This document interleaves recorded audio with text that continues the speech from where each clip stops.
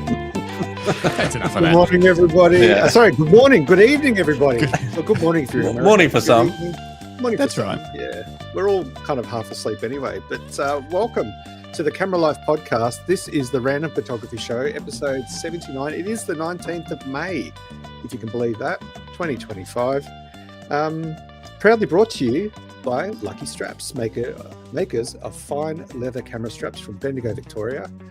And we're joined tonight by the boss, Justin, in case you're wondering. And, of course, Jim is on board too. G'day, mate. Jim, Hey, how you doing? we're good. You got your All right. Aurora background lighting happening back there? Hey. Matching shirts, like it's- all happening. Looks like It's it's about happening. a 6. What's that scale that they all talk about when the Auroras are firing? It's a 6, I reckon. Whatever you got going on back It's pretty there. bright. So maybe this is one it might be like lock into these colours. Yeah, I need to get some Parvo tubes. Yeah, we'll get on it. Now, tonight is the Random Photography Show, so no guest to interview as such. However, word on the street is that Levin Barrett from Rare View Photography is going to be joining us just for a quick word or two. He's got some news to share, so we've invited him on the show to reach our 7 subscribers. And we've got a few topics we want to cover off, but first, let's say some good evenings. Justin, you Yeah, want to take who's that in the away? chat? Well, Yelena was first, and she says late. And apparently that'll be 30 burpees each. Are we doing that live on the podcast, which- Elena? Well, I mean, we could. Brett Woodison says, I'd pay to see the burpees from all of them. How Hi, much, Brett. Brett? Yeah, how much would you pay? I'm What's a buyable. burpee? I can do burpees. What's a burpee? It's you just lay on the ground and then you get back up again and clap at the top. That's it. And jump That's one. and clap. Yeah. I can do that. Yeah, easy. How hard could it be? Evening, Philip. Evening, Philip. Bruce. Hey, Bruce. Evening, Ian. There you go. Good evening, Paul. Well, wrong button. Good evening, Paul. Dave Clark, Digifrog says, that's a classy shirt, Jimmy. Thanks, Dave. It is a classy shirt. Bruce is trying to set us to 1.5 speed, but unfortunately we're live, so that won't work. Thanks, Bruce. Sorry. Well, we can Yeah. try and talk Um, faster so- if that's okay. Yeah. Yeah. Maybe we'll just try and do it. We'll just do that, do it faster. Call it off. Brett says it depends how good the burpees are as to how much you'll pay. No. No. We get paid before the burpees. We're not falling for that Yeah. trick. Yeah. Bruce says that's telling if you don't know the misery of burpee. Yeah. Yeah. First time. Whoa! Yelena just paid us $2.99. Oh, we now got we a actually have to sponsor. pay. That's our first official sponsor. That just come through. Hang on, that just come out of my account. I'm pretty Check sure. where your wallet is. It come Check up where on your my wallet is, Justin. it come up on my phone $2.99. I'm like, hang on a minute. How did that That's pretty funny. Oh, that's So commitment. now you've actually lost money. Yeah. Yeah, I think so. YouTube how will that take a works. cut of that. Yeah. Yeah.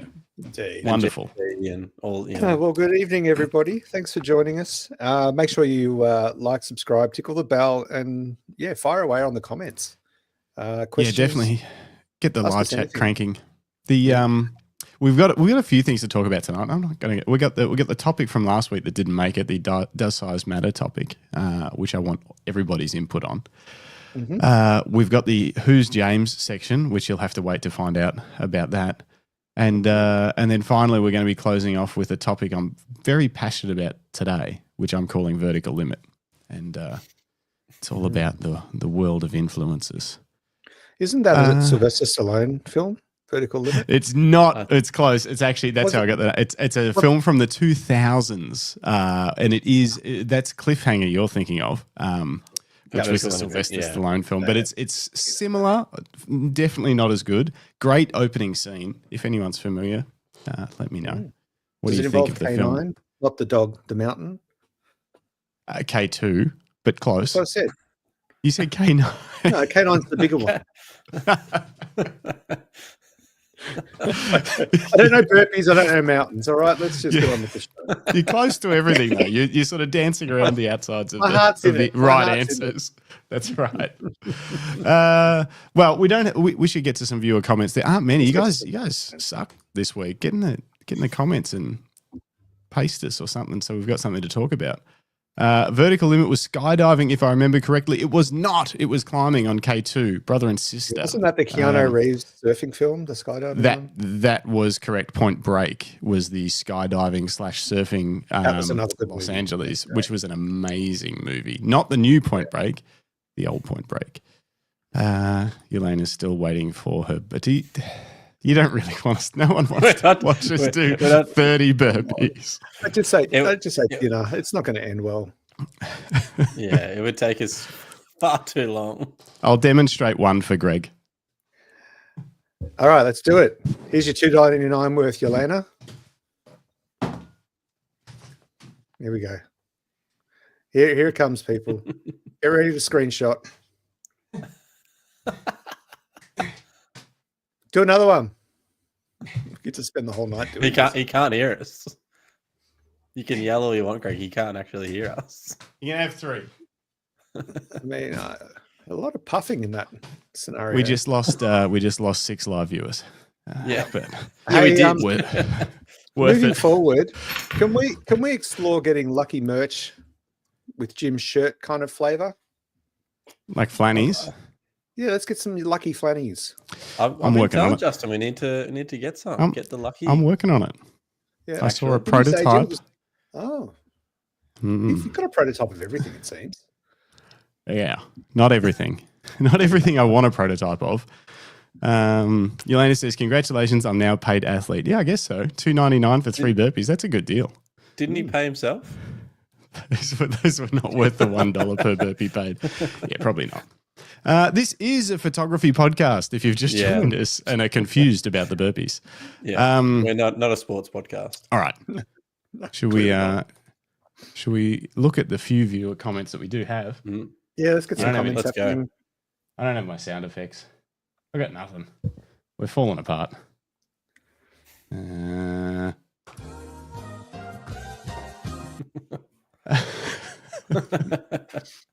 All right. It's getting Let's worse. get to viewer comments. Yeah, I'm on it. Who's bringing it up? I'm on it.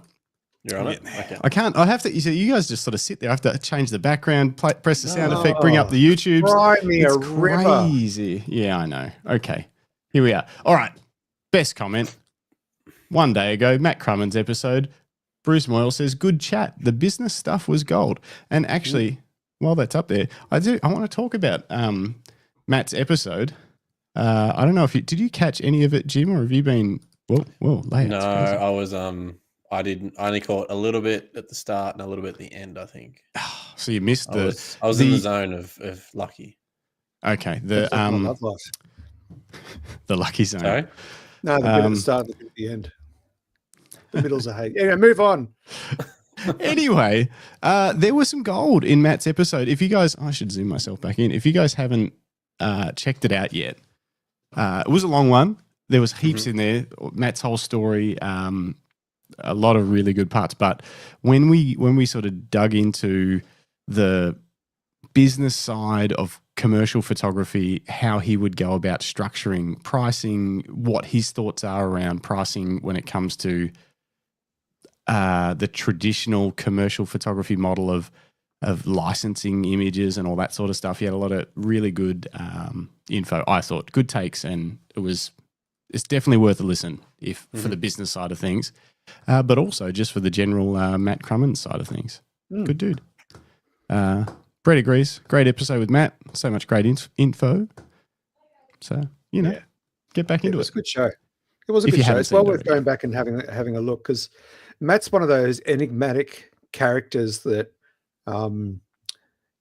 if you follow him on socials or you see the Beef Up Groupies page, like it feels like he just doesn't sleep. He's always out on a shoot. He's always got a camera in his hand. He just exudes photography.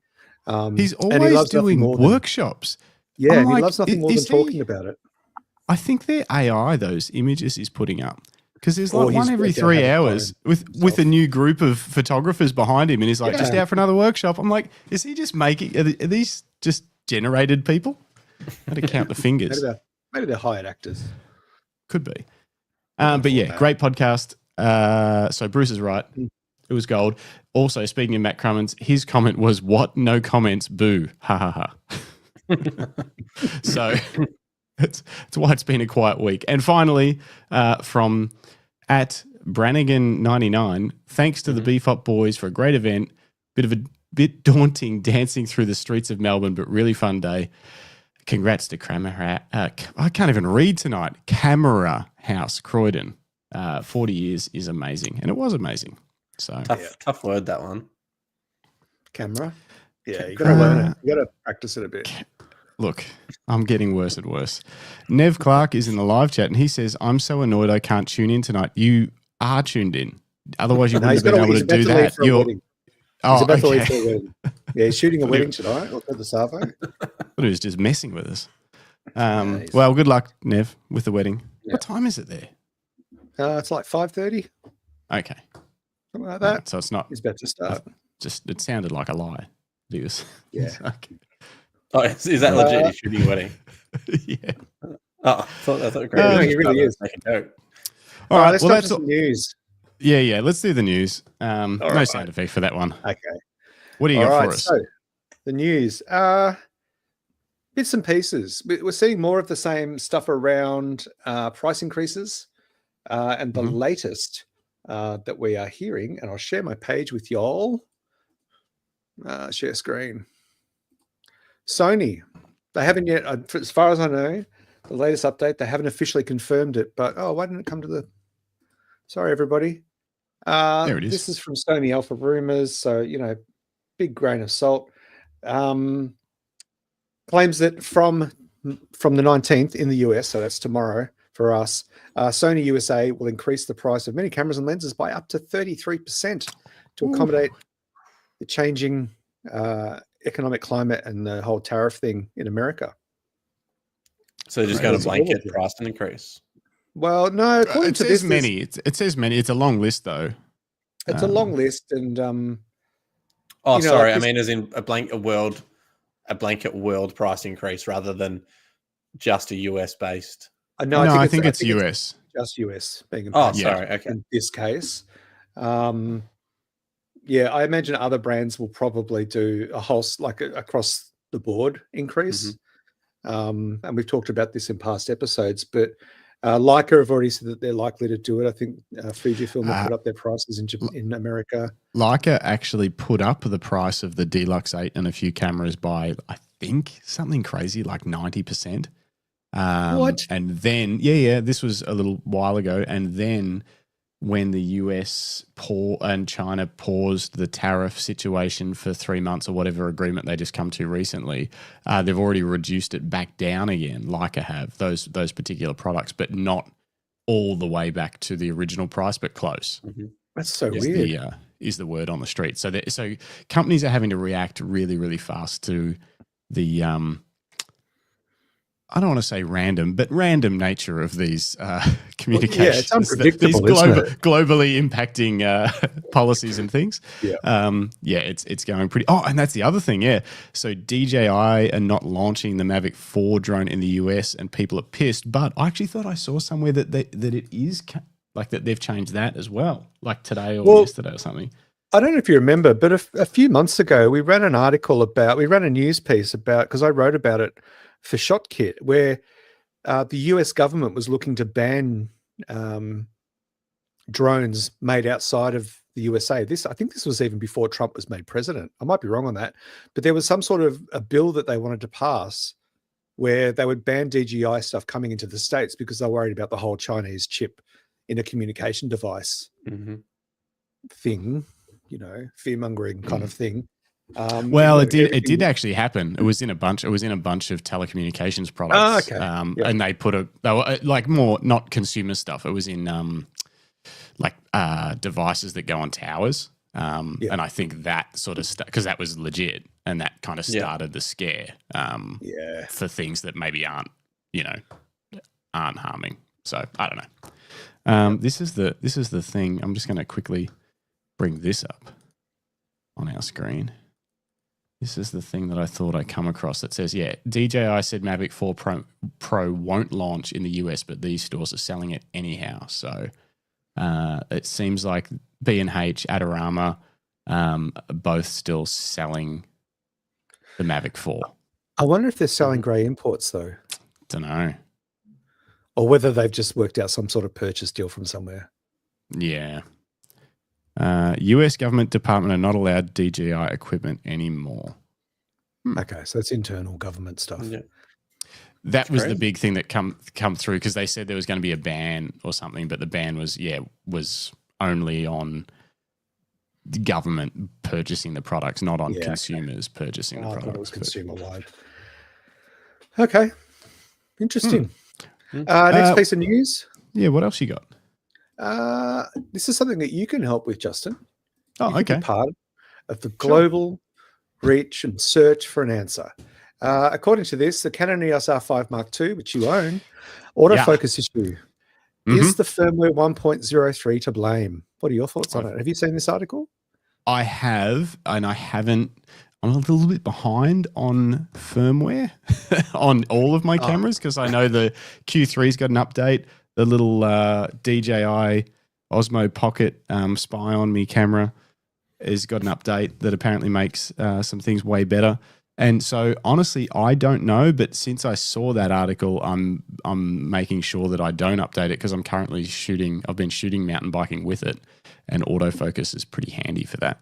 So I was hoping to not lose that. But I did watch a video on it if scroll down a little bit more, is probably the video that I watched, that one there. And apparently, rolling it back to firmware version 1.02. 1.0.2 fixed it. And then if you go down a little bit further, it said something about, here we go.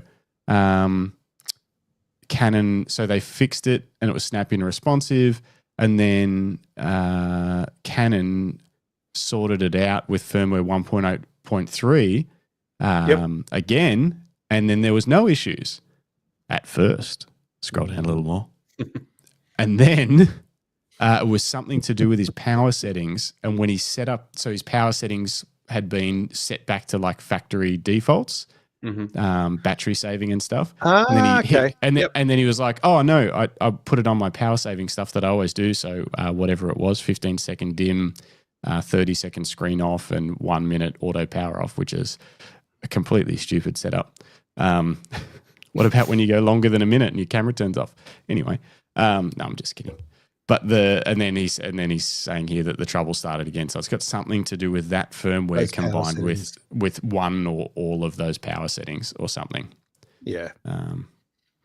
Anyway. Okay. We'll see. One of those, has anyone else bugs shooting with the Canon R5 Mark II that actually has updated their firmware? I had high hopes for you tonight, and you've shattered them. What? Look, unless firmware update guy. I am. That's not true. No, but no. As in, like, you're probably not going to be doing it straight away. No, unless this is the thing. If if there's a very cool feature that I hear about, and they're like, "Oh, we've added this thing," I might do it fairly quickly if I don't have shoots. But otherwise, if it's just like minor tweaky bug fixes or something that they've done, I'm not usually straight onto it. Are you straight onto it on the No, I don't think I've done it. Do you ever do it, or do you get Nikon to do it when you set them down? Serviced. Yeah, when it gets serviced, I do it. I think they do it. I don't know. It works. Do you get your cameras and lenses serviced often? Is it, or only when there's a problem? No, I still normally get them cleaned. But yeah, I haven't had a lens issue for a while. That I've needed it to be sent back and tweaked or adjusted or anything. Probably a few years. But occasionally, bodies will need to clean up. Rick Nelson says he's a straightaway updater. So that's good. Someone's got to be out there getting it done and checking it out for the rest of us, then getting on the forums and saying autofocus bad.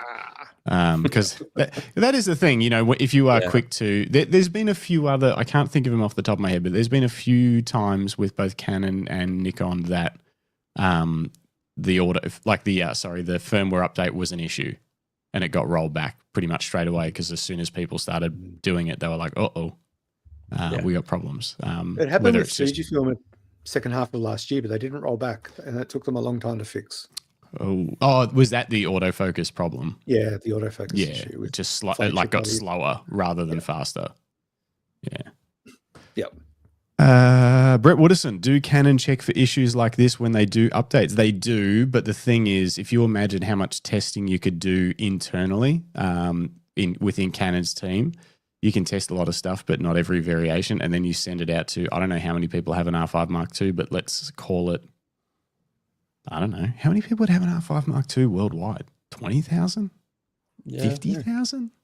Anyway, you send it out to all them, to all the Rick Nelsons that update straight away, and then they go and use it in all these different scenarios, changing settings and doing all that sort of stuff, and then all of a sudden someone uncovers an issue and it starts to, so it's like, you know. And then they'll do like a 0.5 update or something, usually. Exactly, to do a quick tweak. Bruce Morrill says, I tend to wait until there's a feature I really want. That doesn't happen often, and also not when a big job is coming out. I agree. Not before we would never have done it before a wedding or something like that ever. It would be when you've got a 2-week gap or something and you know that you could sort it out. Yeah. Probably a bit old school on that. So Levin has joined Levin. us. He's in the background. We'll bring him on. Let's bring him on. There he is. Hello. Good evening, I'm going to bring him up sir. there. How you doing? I'm going to do that. How are you? Can you hear me? We can. We can. Can you hear us? Yeah. Excellent. Oh, yes, I can. Thanks very much. wonderful. Yeah. Sorry, guys. So, had a few technical issues. Oh no, that's No, okay. you're That's the nature of the show. We're just talking about camera technical issues. But for those of you watching and listening along at home, we've been joined by Levin Barrett. Levin has been on the show before, so make sure you roll back and check out his interview on the Camera Life podcast. Now, Levin, you are Rearview Photography, and you run Nightscape and astrophotography courses, tours, workshops. How are things going for you? Wait. Before you ask him that. What? Levin, before that, just to polish off this topic that we were just on, we were just talking about firmware updates, and you're quite a technical person. What is your stance on camera firmware updates? How soon would you do it? Do you do it yourself? How do you do it? I wait for everybody else to do it first, and I sit on my hands for 2 to 3 weeks, and then if there's no bad feedback, then I'll give it a whirl. Yeah. Nice. I've learned that lesson also just with work, because we have iPads at work that have a lot of the software on it that we use, and we've all learnt the hard way that when the update comes out, just sit on your hands for a couple of days, because quite often it does go. Well, I won't say quite often, but occasionally it goes a bit wrong. So it makes life awkward. But no. Same with camera gear and that sort of stuff. Yeah, I definitely tend to wait and see how others go with it before I launch it. Do you have the same approach with the jets that you fly? Do you often tend to not update the firmware on the jet just until a few other pilots have done it, and just to see how it goes, just to make sure? Just give it a whirl. Exactly right. Yeah. No, not on the jets. No, it's just on the iPads that we use for flight planning and things like that. So, thanks for that reassuring. Really out of my hands. Reassuring plug of Jetstar. So now, Levin, speaking of planes and flying, you've just returned from a trip, haven't you? Yeah. Just had a bit of a surprise couple of weeks over in Norway, actually. I hadn't really planned it. It's just that I was looking at developing some workshops for Norway in 2026. And I had 2 weeks off at work anyway, and just with the way the roster fell, I ended up with a bonus week off. So I ended up with a bit over 3 weeks, and tacked a few extra days on top of that, which gave me close to 4 weeks off. And so I know it's a bit of a surprise to me, as I say, totally unexpected. So with all of about a week's notice, I just said to my good wife, do you want to come for a little jolly up to Norway with me? And she's retired now, so she went, hell yeah, I'm coming.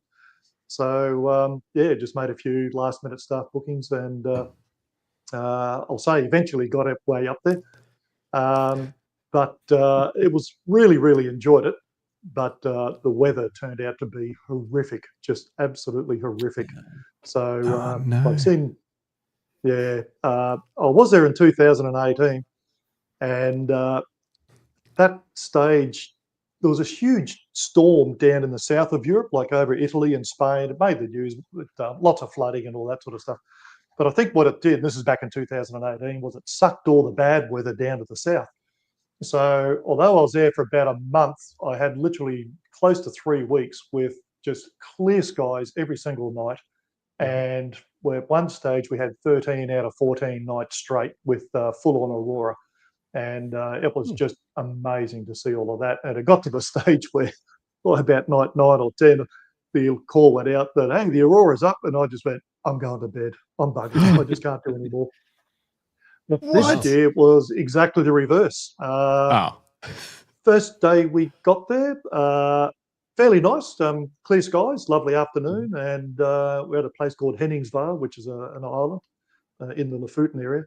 And lovely day. We went and had dinner, and there was even a little bit of aurora out. So quickly grabbed the camera and raced down the road. But by the time I got there, the cloud arrived, and it just stayed for the next 6-7 days.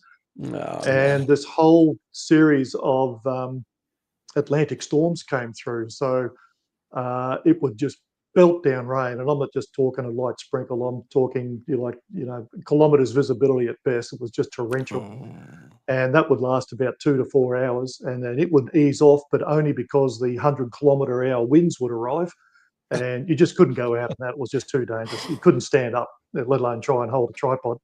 Wow. And that would last for about 12 to 16 hours, and then finally you get a break, and you go, beauty, let's go. So grab the tripod, grab the wife. We headed out to various places, and I like how the tripod was first. That's what I was saying. I want to make. I want to make a T-shirt. Grab your tripod. Grab your wife. There's an aurora happening. Priorities, mate. Priorities.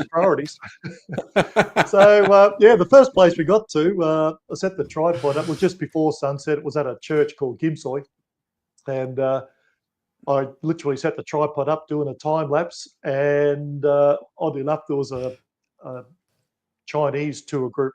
Well, actually, not lots of Chinese tour groups there, but anyway, it was a Chinese tour group there, and this lady started talking to me. Guy started talking, and all of a sudden, I could just see the expression on his face, and I knew instantly what was going on. The wind was blowing my tripod over. And sure enough, half a second later, crunch, and turn around, and the whole back of the camera is smashed. Camera itself still worked fine, actually. So I've got to give thumbs up to Sony for that one. So even with a totally shattered screen and it snapped the eyepiece off completely, it actually still worked like a charm. Wow. But so that was the first camera killed. Sorry. Could you still see through the EVF or? Yeah, the shroud was broken off around the outside, but the EVF itself was still working. Okay. And, and as I said, on the screen, the actual screen on the back of the camera, even though it was a bit like, when you see a phone that's been dropped or something like that, the whole screen shattered. So the back of the camera was the same. The screen was shattered, but it was still working like a charm, actually, and focused and everything. Apart from the shattered screen, the camera was still actually working fine, which really quite surprised me. Can I just add something to that story there quickly, Levin?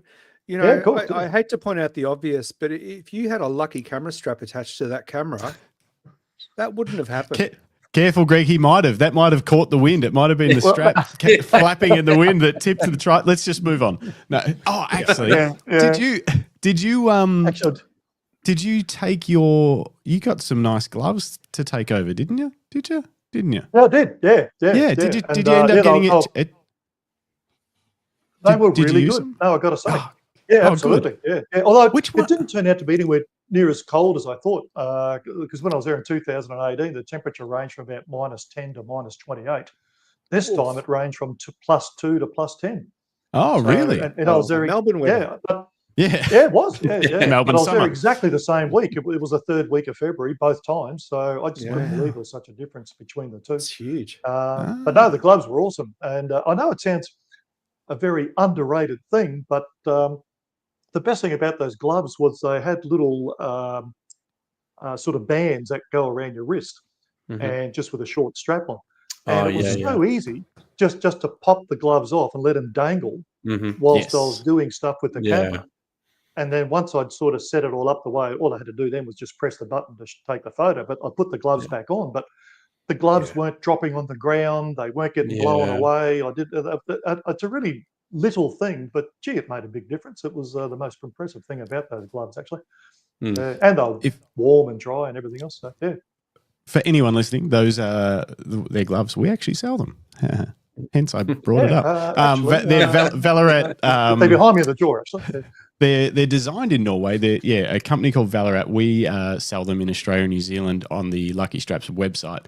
And I think you have the Scadi LRS zipper mitt, I'm pretty sure. Exactly right. Yep. Spot on. So you can basically like zip off. It's like a mitt rather than gloves. And then you can zip off the whole mitt and expose your fingers and flip the thumb back. So you can use the camera with it still on, or like say you can just drop it off and have it dangling. Either or. So. And because it wasn't that cold, as I said, the coldest it got down to was still +2. It was more of a wind chill than anything else. So that's why I was taking them off and on, But as I say, those little bands just kept them there, and you didn't have to try and stuff them in your pockets or. They come with really good. They come with thin liners. Did you use those, or you didn't worry about the liners? No, I was wearing the liners underneath because they were also really good, and I think it was a bit of feedback I gave you early on. The thing that I really liked about that too was they're touch sensitive still on the back of the screen. So you can leave those liner gloves on and still touch the screen and change things, do whatever you wanted to do. So overall, they're superb. Yeah, really, really happy with them. Yeah, really good to hear. Nice. Great. Very cool. Great ad. I did send you a photo too with your lucky strap. Did you? It was I think it was on one of the feedback things. Might have come to me. Hang on. Might have done. Yeah, actually, might have gone to you, Greg. I've got to admit. Yeah, maybe. Although I'm too sure now. But I deliberately took a photo of my wrist strap when we were at a place called Hamnoy, with the mountains in the background, and I don't know if I've seen it. No, I think I've got it. Hang on a sec. Hang on a sec. I think I've got it. Pull it. Can you pull it up? Bring it up. Can I share it? No. Oh, hang on. A window. What do we got? Here it is.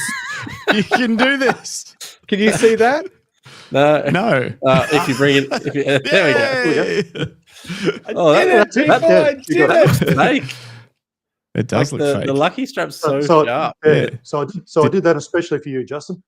Thank you very much. Did you Photoshop that in, or is that a real mountain in the background? No, that's genuine. No. Although I have to admit, it's my wife who is actually the model. She's the one wearing the glove, and that's the busted camera, which is why the. I was going to say you can't see it. Yeah, you can really EVF. Yeah, you can really see the EVF. Yeah.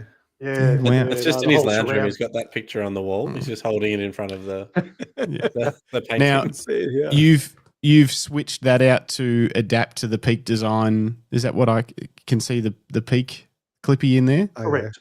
Exactly. How does that? Yeah, how do you like that? Oh, perfect. Just perfect. Yeah, because to be honest, I've already got a Peak design shoulder strap, which is why I went for the wrist one. Oh, Levin, how could you? I know I feel a bit bad, but only a little bit. But also, I've got the belt clip for it as well. So when I wear it, I've got it around my shoulder, but I've also got it clipped onto the belt, and that way it just cannot go anywhere. It doesn't swing around. It doesn't get in the way. That sort of stuff. So that's why I end up getting the wrist strap. But in order to keep it all together, I had a spare end fitting, shall we say, and. So I just sort of modified it. I didn't have to modify anything really. I just sort of unthreaded the strap a little bit and threaded the doohickey back on. It was all like a 1 minute job. Yeah. And now perfect. Yeah. So I might suggest that as an optional feature maybe for you. But I was actually talking to someone about it the other weekend, and it's like lots of people have done it. You can definitely do it. Like we've got our own quick release system, but you can easily fit the Peak Design anklets to them. We've just never really promoted it, but I probably should at least put some pictures up and stuff as on an the option, website. Because our stuff will fit with anything. Unfortunately, the downside is you've probably got to purchase the Peak Design end fitting to make it work. But as I say, and the only reason I did it for those already invested in the system and they want to move to a lucky strap, it is a simple. Like you said, it is a simple transformation. Maybe we can do a quick YouTube video. 1 minute job. Yeah. Yep. Very cool. So, now, Levin, wonderful to have you back on.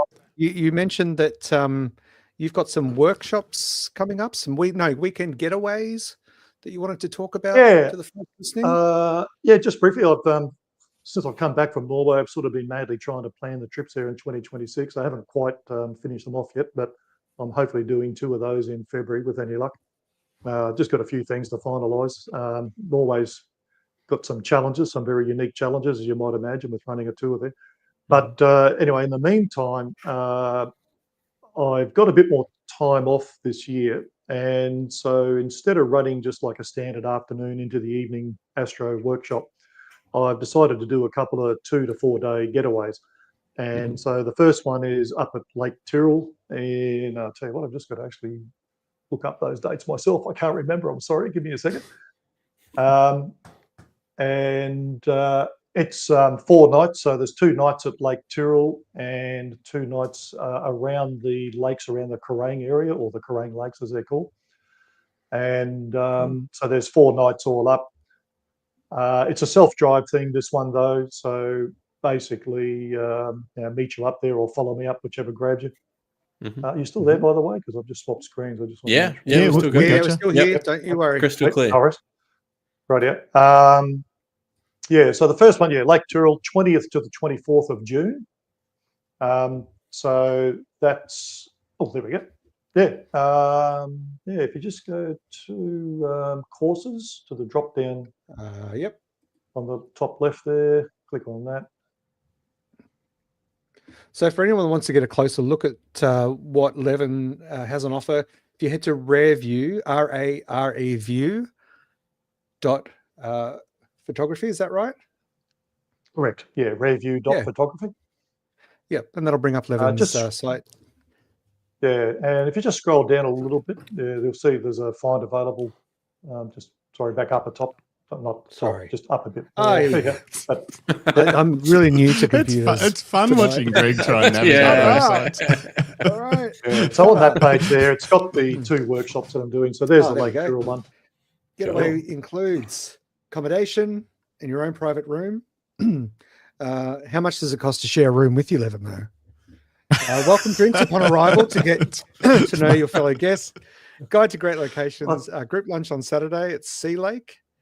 All other meals will be at your own cost, and a full astrophotography training course. 4 nights. That's that's great value. So it's it's not. Yeah, but as I say, you do need to supply your own transport, and as I said, I do the group lunch, but you definitely got your own room every night and all that sort of stuff. And look, whilst I've plugged it as an Astro course, clearly it would also involve sunset and a bit of daytime stuff and that sort of thing as well. So it's just that I'm sort of running the Astro course as part of it, but obviously there's just as much sunlight as there is at night time. So it's a little bit of everything. And I was up at Cromie a couple of months ago. Yeah, there's some really good locations there with just dead trees around the lake and all that sort of stuff. I know it sounds a bit bizarre, but makes really good foreground for an Astro photography, for Astro, beg your pardon. And then in August, I've got another one down to the Great Ocean Road. That's 2 or 3 nights. So can't remember myself now. Let me have a quick look. 2 nights. Sorry, just a Friday and a Saturday night for that one. Cool. But basically, same deal. Self-drive. I supply a sort of group lunch on the Saturday, just as a bit of a social activity, that sort of thing. Staying at Port Campbell, and we'll hit all the apostles and that sort of stuff along the Great Ocean Road, because by that time of the year also the Milky Way is more in the west, and it just favours that direction with in the Great Ocean Road there. So is that the August workshop you're talking about? Sorry, mate. Exactly right. Yeah. I'll just bring that back up. Sorry. Sure, that's fine. I've lost my screens. I'm at it again. Look at Greg go with a mouse. So this is the Great Ocean Road workshop. I can see why you like the Fuji with the mechanical dials stuff. Yeah, it's just so much easier for me. How do you go writing stories, Greg? Writing stories. They're not stories. He writes. I know, I've got a typewriter. I don't know if you can call them out stories. In the shed next to my gramophone. Articles. I do okay. I'm not good at night. He tells I'm not good at night. Okay. Dear. That's awesome. So there's they there's sound the great. the 2 getaways. So you got the 4-day, 4-night one, and then the Great Ocean Road 2 nights. Yeah. I'm tempted on the Lake Tyrrell one. It's excellent value. I've got to say. Yeah. It's really good. I've been up there probably about half a dozen times now, and got a few, my favourite spots. But also, everyone wants to photograph the bus, so we'll certainly do that one of the nights that we're there. But around the western side of the lake, there's a nice grove of dead trees on the shoreline, and so you can sort of shoot three ways to a certain extent. You can sort of through the dead trees down towards the south and southeast to pick up the Milky Way. But then if you get a nice night where there's no wind and a little bit of water in the lake, it's just an absolute mirror finish. It's just breathtaking. And you actually walk out into the lake, but it's still only the water's still only about an inch deep at most, 2 to 3 centimeters. And but I've learnt with that good pair of gumboots and a big bucket to put your camera bag in, because once you're out there, you cannot put anything on the ground. The second you drop something, or the second you try and put it down, it's in water that's saltier than the ocean, and whatever you dropped will not survive. It's just that simple. So I learned, just drag a big bucket out with you, and that way you can just chuck everything in there. You're not sort of trying to lumber it on your back all night, because that gets very tiring. Trust me. But when you get the mirror finish, good advice. Yeah, it's the little things to make life comfortable. Yeah. Just watch that tripod doesn't fall over. Exactly. Yeah, precisely right. Yeah, I haven't had any. Well, myself and none of my guests have had any disasters yet.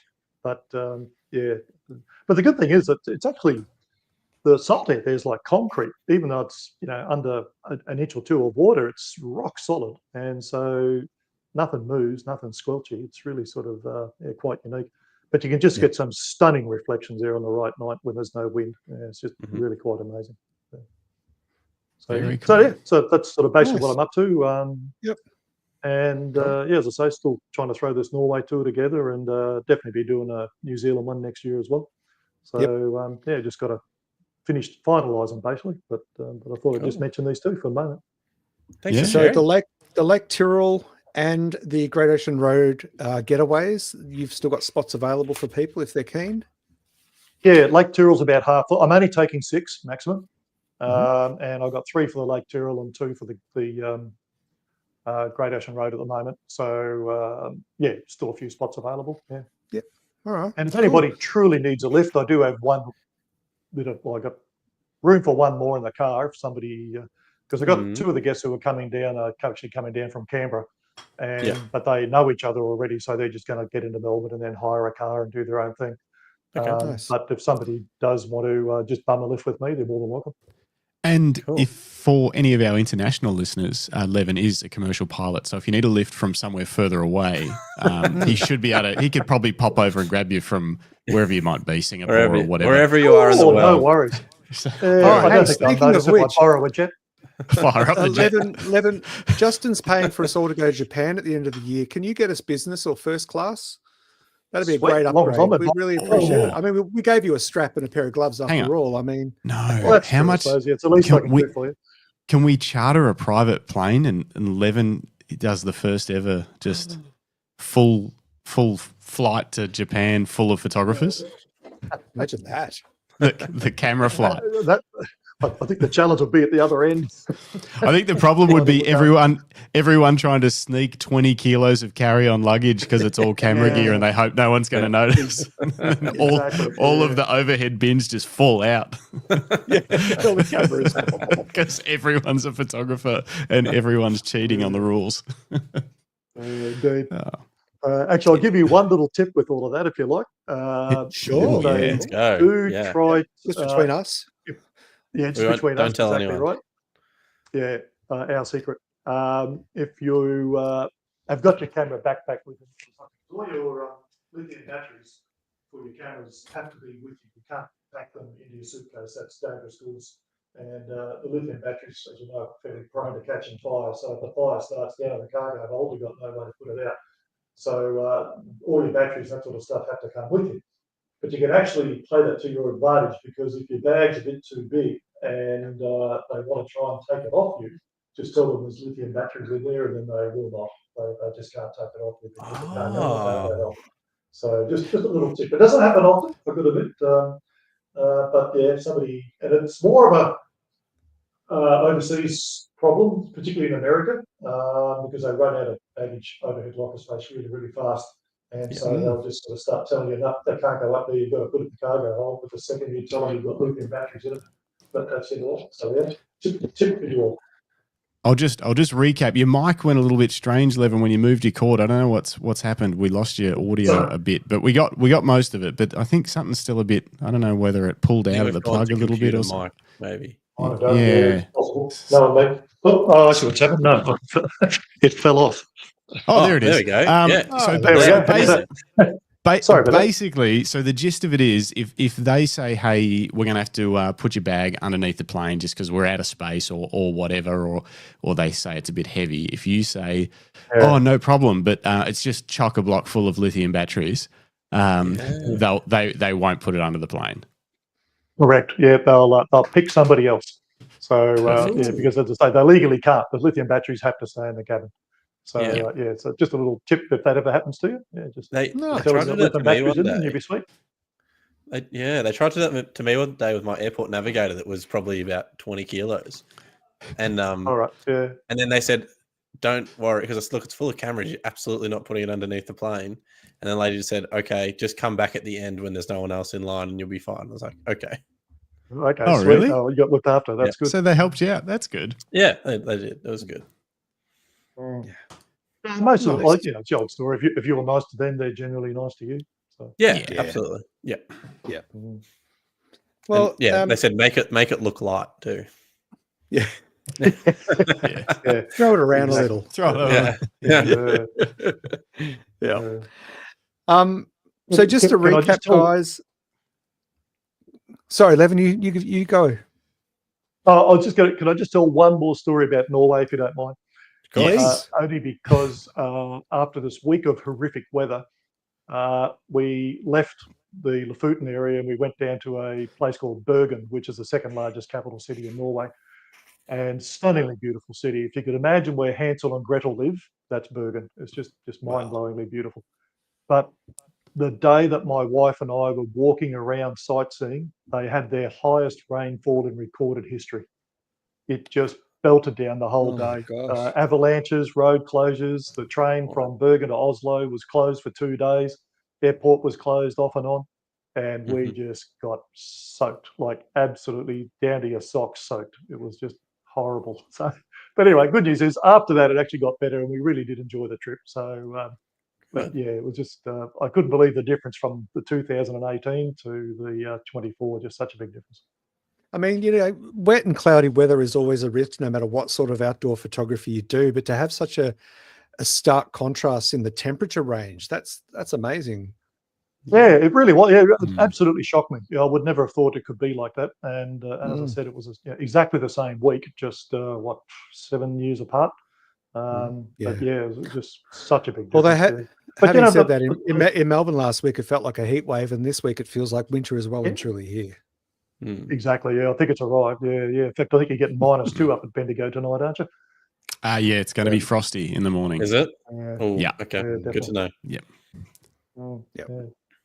Very cool.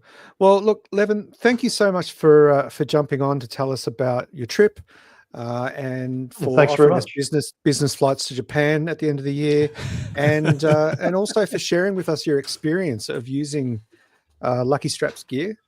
As well as what's the name of the brand of the gloves? I should know this, but I'm Valorant. Valorant. I always think it's Velaton. Valorant gloves. Yeah, so that's always good feedback. Valorant or Valorant? Oh, whatever you want. It's close enough. Okay. But for anyone watching or listening along, please make sure you jump on rareview.photography. Look up Levin's courses that he's got running. He's also got workshops and tours. And yeah, just see if it takes your fancy. There's a couple of great weekend getaways there for anyone that's keen enough. But look, thanks for jumping on, Levin. Always great to see you. Any passing wisdom before you sign off? On the spot. No, none at all. No wisdom. Awesome. The wisdom, you only get the wisdom when you go on his tours, on his courses. So I'll dream something up by that stage. Yeah. All right. Look, thanks very much, guys, for having me on. Always a pleasure. And thanks, Levin. Catch you later. Take care, buddy. See ya. Bye. Yeah. All right. Cool. That was a fun little interlude. It was. It's good to see It Levin. was. I actually really Good want to go to research. Lake Tyrrell. I saw, I think, was it someone's up there with the drone workshop? Was it Tom Putt? Somebody's up Tom at Lake Putt Tyrrell at the And someone moment. else recently did. And the I was Salt like, Lake. Salt Lake, and there's a yeah, bus. and I've Yeah, there never was been just up a, there. there was a photography thing the other day that was there with like models and photographers and stuff. Oh, really? We might Yeah. have How to do far a little away is it from let's say, Bendigo? 3 hours, maybe? North? 3.5? Is it? Towards Mildura. Kerrang? Oh, it's further. Okay. Yeah, It's further, yeah. Oh, I thought you said Kerrang. I mean, it is. I'm sure it was further. Sea Lake, we could like Google Sea it. Lake. Sea Lake. It's definitely further, and then they come back to Kerrang on the tour. Oh, I see. So That's where but they're yeah. staying in Kerrang. I think at the start they stay in Sea Lake, Okay. and it's I'm sure it's towards Mildura. Okay. Okay. So it's reachable. Yeah. It's 3.25 hours from Bendigo. Okay, so it's a fair way. What'd I say? What'd I say? Why do you guys not trust me? I don't know. We'll have to go on a mission up there because my Canon 20mm f1.4 lens will be arriving soon, which is pretty good for Astro. Ooh. About as good as That it would be good gets, for I would Astro. say. When I put it through its paces, maybe I'll make a little We'll see. review see. on it. Ooh, I got news on that later as well. But Quick before question for we the do- chat. Oh yeah. You go. No. What's your question? My quick question for the chat is: has anyone had a camera topple or fall off a strap, fall off a tripod, out of a bag, onto hard? Anyone Solid fell in a pool ground. with a camera? You know that happens. It wasn't really Anyone's- a fall. That was more of a choice. Anyone smashed at one of their flashes, one of their strobes on an outdoor shoot because a wind gust picked up and just smashed everything You did that. in front of My all the flash. clients, a bunch of teachers and stuff Yeah. And Yeah. kids. and kids. Wow. Yeah. And then you're just like, don't worry about it. Don't worry about it. There's Yeah, only they still two make 'em. two flashes mounted to the same bracket. Each flash is worth 650 plus the bracket's another couple hundred, but it's fine. And the modifier, don't worry about the modifier because it Yeah. was only a metal beauty dish that never went back into shape, but it's fine. It's fine. That's Just we'll working keep now. shooting. Don't worry It's about great. it. Yeah. It's Is that what you're definitely- using? Yeah, it's beauty definitely dish. round and not like just holding together. Brett Wooderson says, yeah, lost off a tripod at an event and luckily just a dint. That's pretty cool. Like, Well played. Bruce Moyle, I've hit the deck jumping off a boat in Vietnam and my 16 to 35 took the brunt of it. It survived. That's impressive. That is Yeah. impressive. I've had a couple. Yeah, me too. A couple of Me too. lenses fall. Yeah, you've smashed a couple. I've got one of your smashed lenses here. Yeah, the 35 to the 35. No, 135, sorry. 135. It is Yeah. You won't be able to see that. Oh, you kind of can. it's cooked. It's got some weird reflections. Yeah. Yeah. On this No, side. that's yeah. the weird reflections are just that's the smashed. Yeah. Yeah. She Does it went still down take hard. photos? No, don't think but I've used this rig for some testing of some lucky camera straps. That's what people don't realize. So they're like, oh, these camera straps, they just get made. No. We attach this to the strap and then we attach 50 kilos to the bottom of this camera. You know, this camera is The strong camera. enough. Yeah. The camera is impressive. strong enough to have straps attached to these little triangle rings, to these little lugs. And this thing, this tripod screw is strong enough to have 50 kilos hanging off it. And the body's just getting stretched between 50 kilos and one of our camera straps hanging What off sort a of pole. camera is that, Justin? That is a Nikon D2X beast. Pro bodies. They're just, Yeah. they're built Strong. different. Built Very different. strong. Have you Bruce got that says, photo? looks like something to make art with. You probably could make art with this. We should post Yeah, I it think- down to you. We should. Give Bruce Who a knows shot what at it. that... If you can make it work. Well, I actually don't think I ever put it on a body again after it broke to have it to even test it. Yeah, put your see if you can get your eye up so we can see how bent it is. Oh, it's got some serious problems in the focus. So it's like grinding. Yeah, they said it wasn't repairable. No, not repairable. Yeah. Anyway, we were into the news, and that we still haven't finished the news. What else? And then we've still got 3 more segments left. This is going to be another one of those shows. I reckon we're not even going to get to the last 2 segments, but we'll see.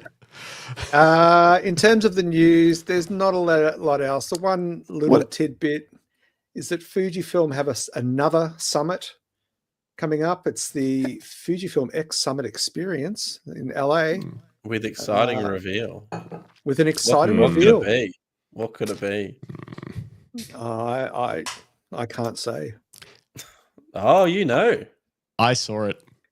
I've seen it. And I didn't see Greg's. Greg wouldn't let me see anything because he's a secret squirrel, but someone else let me see it. And this doesn't sound like you're talking about cameras. Last week we were talking about Justin's girth. So it seems to be a theme. Seems to be a big theme. I've seen it. I haven't touched it. I've got mixed feelings on it. Do you want to touch it? I do want to touch it, Jim. I do want to touch it, but I feel it's going to leave me wanting. Oh, okay. Yeah. So I know nothing about this. It is a Fujifilm product. Yeah. Is it like a range? Yeah, they've said it is. It's on the website. Oh, okay. I don't know. I know zero about this. So so there's already been a couple of teasers have gone out. There's been 2 teaser videos released by Fujifilm Global onto their socials. Bruce says it's another digital crop button. Probably. Matt will love it. It's got digital lenses. Okay. So yeah, I'm not excited. Fujifilm have been teasing a new product on their socials. They've gone so far as to show a silhouette, but that's all we know for the next couple of days. Okay. Can we talk about the biggest camera release of the week? And I'm going to preface it by saying, is anyone currently listening now or in the future? Leave a comment below. Does anyone shoot Lumix? Anyone? Because crickets, just crickets. Lumix released a couple of cameras, and video people are going crazy. Lumix, or does he shoot OM? Can't remember. Does he shoot something? Can't remember. So Lumix have dropped the S1 Mark II. There he is. Jim's right. Rick does. Rick. I remembered Rick. Rick, what do you think? What do you think of him? Because the specs sound pretty good. Videographers are frothing these cameras. They're going crazy. Gerald Undone says they're just amazing video specs, dynamic range. They've got a few weird things about them, like their top spec model. So basically their top spec model, which is S12? Yes, S12, S12 and the S12E. The E is the cheaper model. The S12 has a heap of high-end video specs, and it's got 70 frames per second raw shooting. Yeah, 70 FPS raw. It shoots 5.1K 60p. Yes. It has 15 stops of dynamic range, but in certain modes. Certain modes. Yeah, there's a little. I looked into that. Yep, it depends on lower frame rates. It's running like a dual gain combined sort of thing, so it wouldn't be good for action. But for studio shots, it would probably work well. Yeah. Whereas the S12E, it's a 24 megapixel sensor. It's 6K open gate. Yeah, so I had to Google what open gate. Well, do you know what open gate is, Greg? Isn't it to do with the full use of the sensor? Yes. So it's basically, a certain aspect ratio, like 3:2. Well, it's the sensor's aspect ratio because it's open gate. So it's like rather than being a 16:9 crop or whatever crop the camera happens to be working in, it's all the data from the sensor top to bottom. Yeah. it's a fancy word. And I was like, what is open gate? I never use it. I don't know. But yeah, it's basically giving videographers the entire sensor to work with. Yeah. 30 FPS burst and 14 plus stops of dynamic range, whatever the plus means, in video vlog. So it's an impressive, you're right, it's an impressive videography tool. Yeah, sure and a useful perfectly hybrid reasonable camera. stuff. Like I think it's still quite a useful photography camera from what they say. First stupid thing I saw in one of the comments is 70 frames per second, right? Is like high burst mode, and I don't quote me on this, but I don't think their buffers are up to scratch compared to like, you know, a Canon or Sony or Nikon buffer. So that's kind of like 70 frames per second is very fast too. So it's like it's filling the buffer really quick. Yep. So it's like, okay, you've got 70 frames a second. That's a bit too much. I'm going to go down a bit. The next level down, 10. That's that. It's Yeah. that. So- You've got nothing between isn't 10 your frames a camera- second doesn't and your camera do that? 70. No, you can select mine now. Canon always Okay. used to do it, but even when they used to do it, it was like 20 frames a second and then down to 12 or whatever, which was still too big of a jump for me. I wanted to like fine tune. I wanted to have the ability to customize it, but it was never a jump like that. That's crazy. Yeah. It's like 10 frames a second isn't, I mean, it's fine for sports, but it's not what, like most people these days want to be shooting sports at 15 and then higher if it's odd choice, really isn't fast it? action.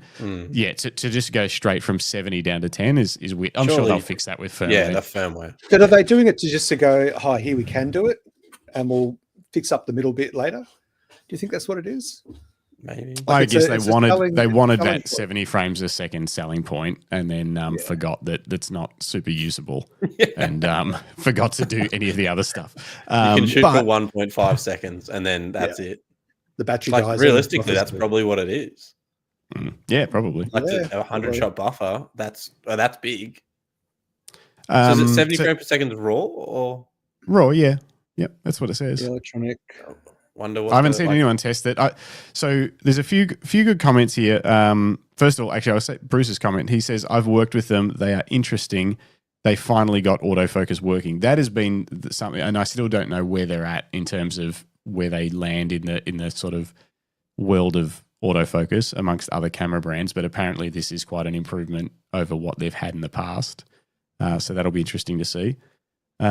Rick Nelson says, "I'm really excited for them. They all blow away my S5 Mark II." No, but yeah, well, close enough. Bruce says, "Open gate is the whole sensor and not cropped to 16:9. Rick Nelson says, "Open gate is wonderful to use." Do you shoot video, Rick? What sort of video stuff are you shooting? Rick says, "I have to admit, though, Lumix is pumping so much into their cameras for creators, especially the anamorphic in-camera support." Okay. Right. So they're really going after video creators specifically, even though they can shoot images. They're not really. Isn't not everyone heading at the that moment, Yes, they are. Yeah. Not to knock Rick's comment. It's a poignant point because it feels like, and this will probably lead to our vertical limit topic later, but it feels like that camera brands are going, oh, hang on, all these young creators are doing everything video or hybrid. And so they're really marketing to that demographic at the moment. And maybe it's also a function of like most cameras take pretty good stills now. You know, do we need to be putting our R&D into that side of it when they're all pretty decent? Like, let's push the video side. Yeah, that's true. Rick also says they're still behind Nikon Z8, Z9, and the Canon R5 Mark II autofocus, which means they're miles behind the Canon R1. Yeah.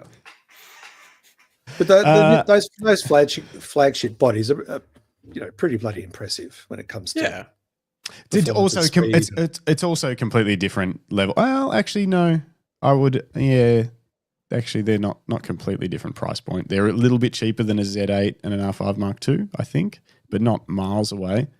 But they're definitely a long way from flagship pricing as well for these cameras. So Rick says, open gate recording allows you to record a YouTube style video and crop to social reel TikTok style. Yeah, because you're getting that extra height, which I mean you can do anyway, but it just gives you more height to play with, so that it's less. Data. Yeah, so you'll end up with more data. Not like me at the moment that has. Yeah, I'm missing this on my screen. You don't even have closed gate. You've just got no gate. No gate. Yeah, it's so stupid. Nikon no gate. If you change this is what I was Googling today. So the advantage of Lumix, Bruce Moyle says, is the lens alliance they have, which they have this L-mount alliance with Leica and Sigma. So they've got a crazy amount of lenses, which is what it makes it really interesting, because it's like, why would you buy a Leica SL2 or SL3 or whatever when you can get these Lumixes for far less money and still buy the fancy Leica lenses if that's what you really want? Because you want the red button. Yeah. It's not a red button, it's a red dot. Well, because but then you can buy the $250 button. The dot isn't a button. It goes on the top. No, the dot doesn't. It's not a button. It's just a dot. That's a secret sauce. No, the shutter one. You can buy the red one that screws into that. Yeah. Oh yeah, but that's not the same as the red dot on the front of the Leica. Yeah, I know, but you buy did you buy the red button that goes on the top? I bought a black button that has a small red stripe on it, and it often falls off a lot. And even though it's a genuine Leica accessory, it's unscrewed itself multiple times. And I thought, why did I buy this? Why? You sucked in. They're easy to lose. To Jim's point, some people prefer to have native camera and lens combos. Yeah. You know, like why would you buy a Leica when you could just buy a Lumix? But some people prefer to have Leica lenses, Leica bodies, because it feels better together. I don't buy third-party lenses. I'd much rather stick with Fuji native glass. That's just me. I noticed like on my Tamron 35-150, unless it's perfect condition, so if it's like backlit and stuff like that, like it's lower contrast. Like it isn't as nice as the Nikon glass. But it's also a price. It's nice to have the option though. It is, yeah. Oh, yeah. We're choice. Because I don't. Yeah. I can only buy Canon. So there was like one lens once that you could buy for like a week. Huh? Oh yeah, back in the day. Make a third party? Yeah, I'm sure there's some somewhere on the black market. The Samyang 85. On the dark web. Yeah, you have to go deep to find those. But I think that's coming. I think we're making progress towards getting RF mount third party. There's more rumblings. When I was sourcing news for tonight, there was a couple of articles about rumors about it's happening. Interesting. But I think that's about it for the news. Yeah, I think so. We should probably move on pretty quick because we're trucking through this show and we're not even halfway. All right. Who is James? Who is James? Well, that's James. His name is Jim. But well, name's James. Actually, technically, his name is James. Persona. And he started a new business. When did you start the Boudoir business, Jim? Sort of started doing stuff in mid 2023. Really got serious kind of end of 23, start of 24, and launched at the start of 24. But I was still like recovering a little bit from my accident, so didn't do too much kind of mid 24 to the start of 25, and then started again. So, and what's it called? By James Boudoir. I feel like we have brought it up before. We have looked at. I know, but not everyone listens every week, Jim. There's new listeners. We're trying to grow the show. I've got to paint the picture, tell the story. Yeah, we're on the march to 2000, Jim. Come on. We're on the march to 2000. Just answer my questions. So you built a new arm of your business, or essentially a new business, even though it sits within your overall photography business. Yes. Why did you decide to have a different brand, to run another social media presence and have to sort of do, new website, all that sort of stuff under a new name? What was the plan for that? Well, I wanted to separate it a little bit from like Justin and Jim, our other photography business, because I didn't really feel like it was fair to be putting your name on it when maybe you didn't want to be associated with it or something like that. Or You might have got And extra also, business. He doesn't do any work anyway, so there's a good point, Yeah. a reason. yeah, well, that too, and also I wanted to separate it just in case. I wasn't sure how it was going to go, so I wanted to have it slightly separated, but still kind of like slightly linked.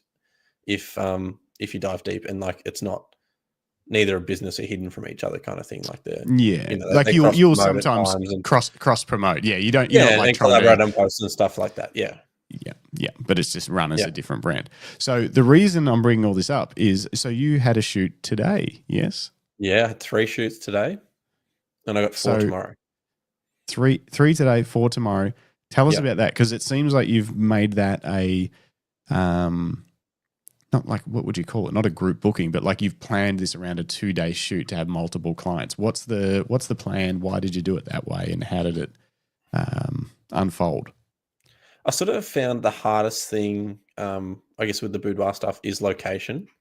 So that people get keen for a shoot, but then if you start talking about Airbnbs or, their own home, I guess some people, they're just, not everyone's houses is kind of, to them, maybe photo ready. Like we could shoot anything anywhere, but so what I've done is I'll organize location. I'll also organize a makeup artist if they want. So that she was there today, she won't be there tomorrow, but that was super helpful. And then it sort of takes a few of the, I guess, roadblocks out of it. So like today was an epic Airbnb. I'll be back there tomorrow. Same place. Same place. Yep. You could have stayed there tonight. Yeah. Oh, so I don't have it overnight. I've just got it during the day, but we probably could. Okay. But yeah. So you organised a special deal with that Airbnb, just saying basically, hey, we're not staying there. It's for a photo shoot, and organised kind of, I guess, special rates or whatever. Different. And that took me like a while to find someone that would be, I guess, willing to do that as well, because I guess some people it's too hard. They just go, oh, it's going to be this and that to clean it, but like I think that they look after it themselves and. She was like, well, midweek bookings, we don't often get them. So, let's do it kind of thing. See how it goes. Yeah, cool. So, Bruce and Rick were both thinking the exact same thing. Jim's Boudoir. I can see the franchise signs in my mind's eye. Bruce just like turns up with a ute and a trailer. I did turn up with a ute.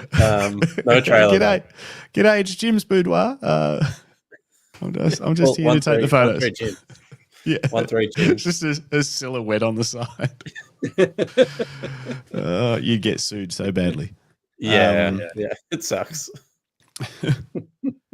Bruce has a question. How are you dealing with Airbnb and their insurance, or is this a off Airbnb kind of situation with the owners? Yeah. Which because they run their own business anyway.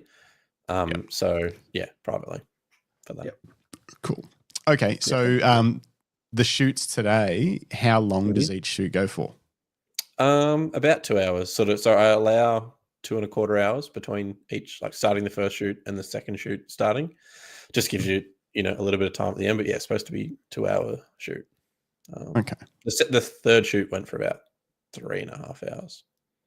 And was that planned to go like that, or is that just because you had no one else coming in at the end of the day, so you just kept kind of experimenting? And it was planned to go longer, just because it didn't have anyone else in, and that was more. So that shoot wasn't a paid shoot. The third one, it was more of a collaboration shoot to help then book future work at the place, and also and just in general. So nice. So. Why would you do a collaboration shoot? You're doing multiple other shoots anyway. Is it because that person agrees to using the photos for marketing, whereas obviously the nature of boudoir shoots, not everyone's comfortable with you using their photos for marketing like people are with weddings and that kind of stuff? Yeah, 100%. So and even with weddings, like not everyone is comfortable. And I guess like with weddings, it was probably a 99% okay rate, and whenever someone was like, I don't want it on social media or online, we were always like, no worries, we've got hundreds of other wedding photos we can share, thousands kind of thing. So it was never a problem. With this, it's probably a little bit more limited, and it is handy having people that are okay with sharing the images. So that's sort of the point of the collaboration shoot, that they give up some time, they get some free photos, and then I also get like free photos, and it helps both of us. So, can I ask you a question? Oh yeah, sorry, go. Yeah.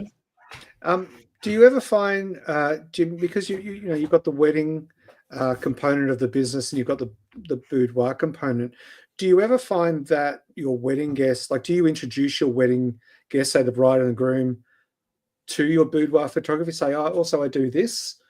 Is that something you're interested in, or do you just leave it to organically come about? Leaving it organically at the moment. Maybe that might change like in the future, and as I guess it gets busier, and like today's shoot, the first shoot, the girl's getting married soon, so we did a bit of like a wedding theme for one of the shots that she'll sort of organize for her partner.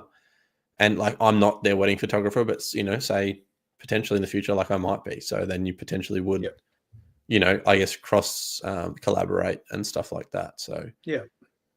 I'm mindful of not, I guess, forcing it down like the wedding client's throat. For the people that follow our wedding business, that you're not changing what you do. It's just an occasional collaboration. So yeah. Good question from Bruce. Are you selling packages or doing it as like in-person sales where they don't pay much for the shoot, but they pay a lot for the images? Or how have you structured pricing and that sort of stuff?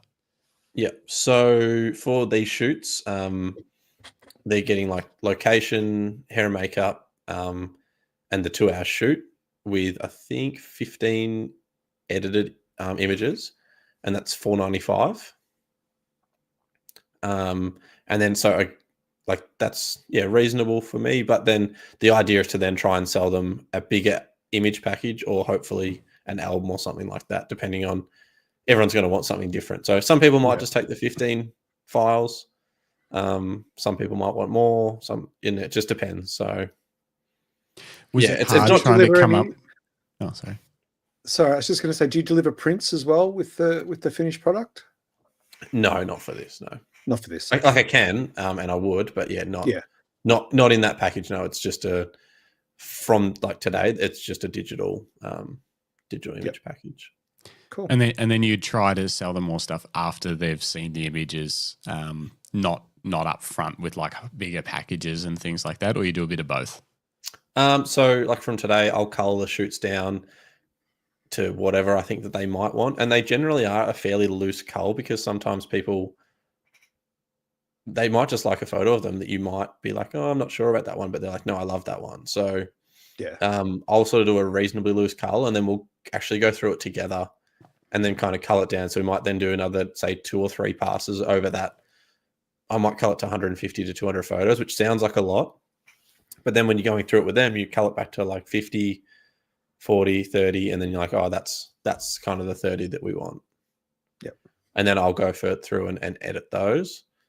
And then, either put together just the digital images or into an album. Yep. Okay. Nice. Do they know that you shoot Nikon when they book you, or is that a disappointment that you have to talk them through after they arrive? And how do you handle? No, I'm kidding. What's your most commonly used lens when you're shooting?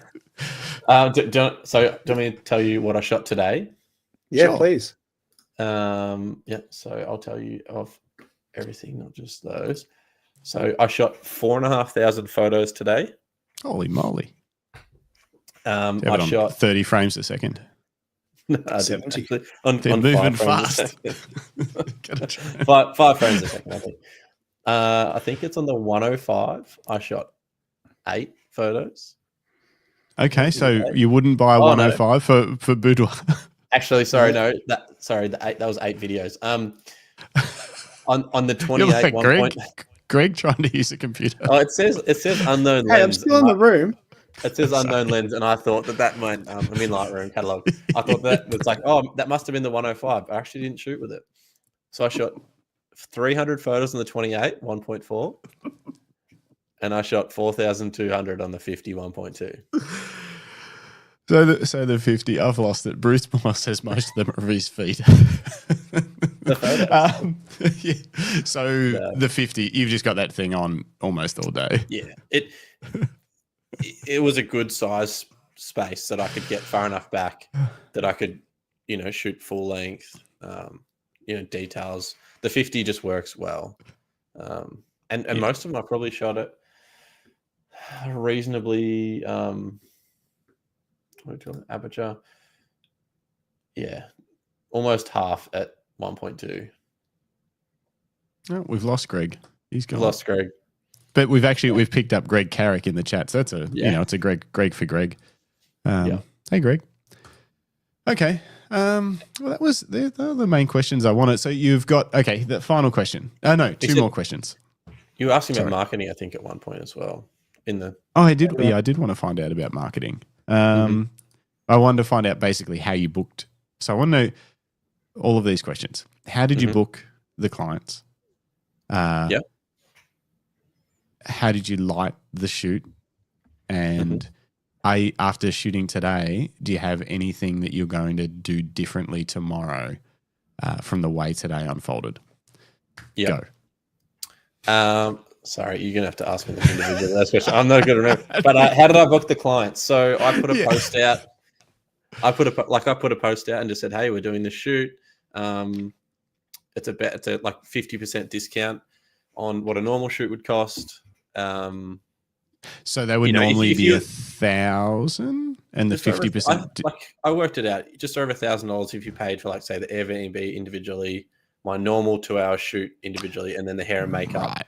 That would be, that would work out about, just over $1,000. But because you're doing it as a group over 2 days and you're using the same place and all that sort of stuff, rather than them having to book you as a one-off and it being that expensive, it can be half the price. Okay, perfect. Yeah, and you can justify it, like doing 4 shoots in the day. It's worth it, kind of thing. So, so that's how. So I just put out posts on Instagram and just did a couple of ads.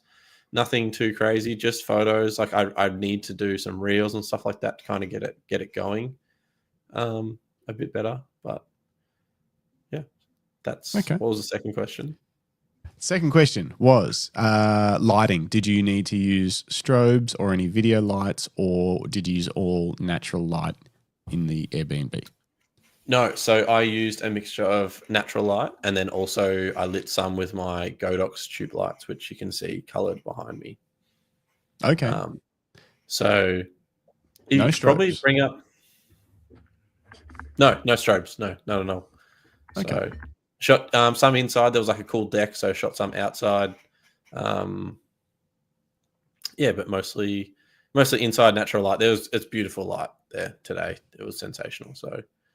It's that always makes it better. It made it really easy. Just and I guess shooting in their place all day, just watching the light change. We got cool light in the morning, and the last shoot of the day we got epic sunlight coming through the windows. So that gives each shoot a little slightly different bit of flavor with the lighting and stuff too, without you having to think, okay, I don't want to just do the same stuff with a different model, essentially a different client. The light helps inspire you to change up your shooting. Yeah. That's cool. Finally, is there anything that from today that coming into tomorrow you're like, all right, I'm gonna do this differently, I'm gonna attack this differently, I'm gonna make him a coffee first, I'm gonna what do you think you can improve or change for tomorrow's shoot? So I made sure that there's snacks and food and fruit and everything like that. I'm not going to do anything too crazy differently yesterday. Probably the only thing I worked out in the last shoot was lighting. There's a cool white bathroom. So throw one of the tube lights in there on a color, and then have them in the doorway using the natural light from the window, in the lounge room. Actually worked out really well. So there was a cool color background, but then door frame, and then them in the doorway lit with natural light worked really well. So just kind of, I guess, figuring those little things out over the day helped. But won't be doing anything too differently. It all worked pretty well. The timing was good. So And how much, can I ask a question, please? How much more cost effective would you say it is doing it in this sort of booking the one space for a couple of days versus all of your individual, say, bookings at different locations or similar locations? Yeah, you've then probably got to pass on like the cost of the venue and like the makeup artist and stuff. Like having the makeup artist there today was a huge help. That she was there for like 3 hours in the end, maybe 4 actually, because we started so early. So having her on site is a big help that you couldn't just have for that one shoot every now and then. So sort of bunching it together really helps, and it keeps costs down for me and for everyone else. And it's handy shooting there all day as well. But the flip side of that is, do you then feel pressure that you've now got 7 shoots that you're going to have to edit, prep, deliver? Not really. No, not when I've shot a lot of weddings. So I was going to say it's less than 2 back-to-back weddings. Yeah, 7 small. That's what I shot today was 4,500 photos, which probably sounds like a lot to most people, but that's like an 8-hour wedding. Paul Henderson was trying to work out how many photos per minute, but he said it's too hard. But yeah, it's a lot. Yeah, it's a lot, but it's not. It's not really like Jim says. You shoot a wedding and you come home with that same amount of photos. Just sounds like a lot for Boudoir because they don't move so much. It kind of just, I assume, unless you run around. No, they move pretty slow. They're not doing burpees. Little moments between. No burpees. Do a couple of burpees. Get into the mood. I think it's 9.35 per minute. Oh yeah, nice. So it's not too bad. Is that it's right? Not too bad at all. Yeah, I have no idea. I don't know. You're the one with the calculator, mate. It doesn't sound right. No.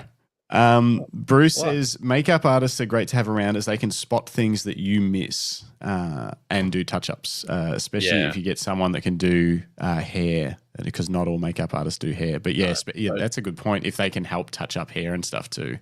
Yeah, so my makeup artist doesn't do hair, but during the first shoot, because she was there for the first shoot and the second, part of the second shoot, she actually changed the first girl's lips from pink to red, which was awesome. So we had a different look for the second half of the shoot, which you just wouldn't get if she wasn't there. So yeah. Nice. Yeah, be keen to show you guys some photos once it's all done. Yeah, we look forward to Looking that, forward to most it. Definitely. And that, ladies and gentlemen, and everyone else in between, is Who's James? Who's James? It's Jim. Who's James? It's just Jim. Unfortunately, we barely even have time for the last two. We could probably do one of them, maybe fast. I don't know. Should we do just size matter or vertical limit? I've got some thoughts on size does matter. No, vertical limit is a much bigger topic. But that's what I made. I made the title of the show. It was going to be about this, and people will feel ripped off. It's our show. We can do what we fucking want. See if the chat has anything to say about it. They're both good topics, but we can save them. I knew this was going to happen. This might be the theme of the random photography shows that we never get through all the topics. Yeah, it's a backlog. And well, I did actually think, because Does Size Matter came back from last week. I was like, I wonder how long, if I keep putting it at the back, how long it could be. Could be on for. Rick Nelson says do both. Bruce says we're all vertical. Brett says vertical. It's a big vertical. Topic. We're doing vertical. All right. What's vertical limit? Machine. Well, first of all, if you haven't seen the movie from the year 2000, put it on your list. I feel like I've seen it. Yeah, you should have seen it. Everyone's seen it, but it's worth another watch. So, yes. Obviously, everyone is going to vertical content. Not everyone. For everything. It's not everyone, but anything that's going to be trending or popular or something that businesses want to exploit or anything like that is going vertical. Mm-hmm. So much so that when I was wandering around the Croydon Camera House trade show thing, I'm seeing cameras, it's lots of creator bundles, everything. Every camera is getting a tripod mount, so you don't even need L bracket anymore. They've just got tripod mounts on the side. Yep. You see that? The Canons and stuff had the tripod mount on the side. And native vertical content creation is getting pushed pretty hard by the industry at the moment, like really hard. And Greg, I hope you're kidding. Greg Carrick says YouTube's switching to vertical next year. I saw it on the internet. They better not. It feels like everything's going that direction, and then I keep getting reminded every time I watch a documentary that's on a modern topic now on like Netflix or something.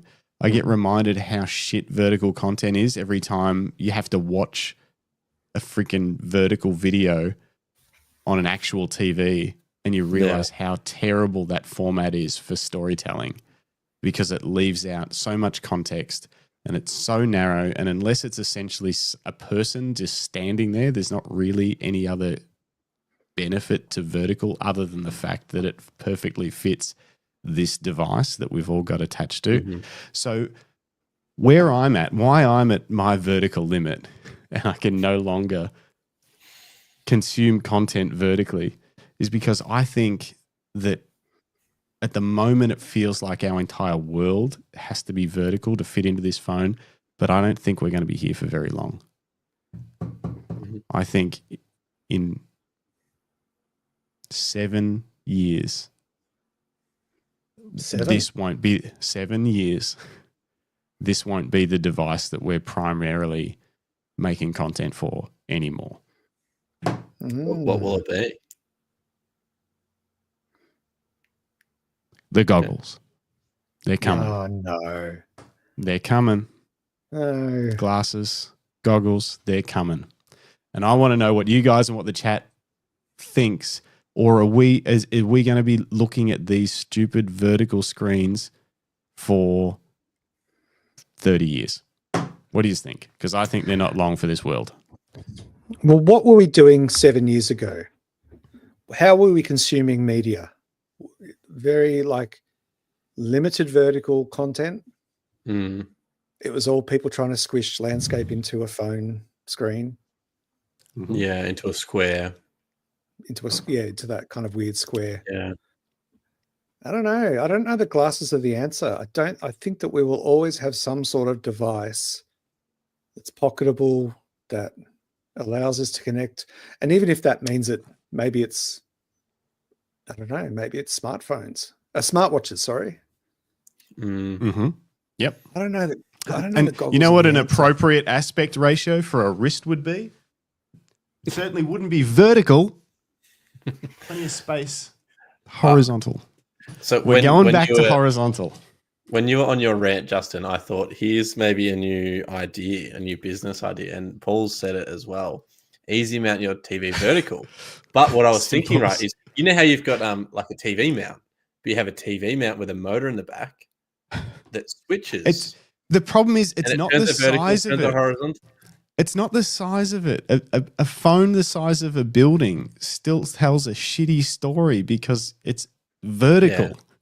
It doesn't mean just having your TV mounted vertically isn't good. It doesn't make for good cinema. So you hit 40 and really, really drove into that angry old man phase straight away, didn't you? Yeah. He's like a month in and he's like, I know. It's like it's been not even a month. And you're angry. I am angry. Let's see. Am I wrong? Like, is vertical? Does anyone actually like vertical? Didn't the Mavic 4? Doesn't the Mavic 4 now have that weird little? Yes. It has the vertical screen, which they've had in a few other drones. They've had a few. But it's more prominent now.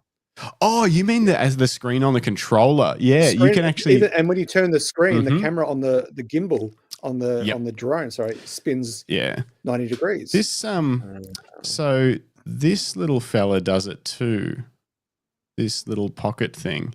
I don't know if I'll get it right because sometimes it just turns off. Yeah, that'll just turn off. But if I don't have it set, I've got my flippy screen set so that if I switch it turns off. But you can also have it set to just go to vertical. If you flip the screen vertical, the gimbal goes to vertical.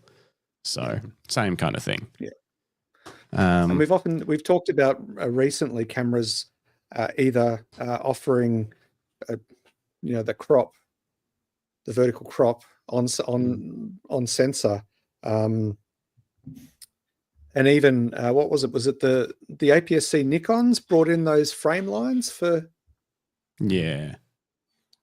Remember For you had to vertical. pay for them, But for vertical frame. no. lines? That was APS-C Canons, and those were vertical that's frame okay. lines. They were specifically for shooting like kids at schools. It was really like I thought that was it was a frame, like a framing line, as opposed to like a vertical content line. Yeah. So okay, fine. The chat's with me. Okay, Bruce.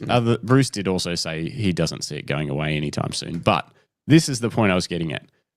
Bruce says, I hate cutting vertical content. Shooting it sucks as well. I agree. Yeah. Greg Carrick says, if we were meant to watch vertical, our eyes would be below one another. Exactly.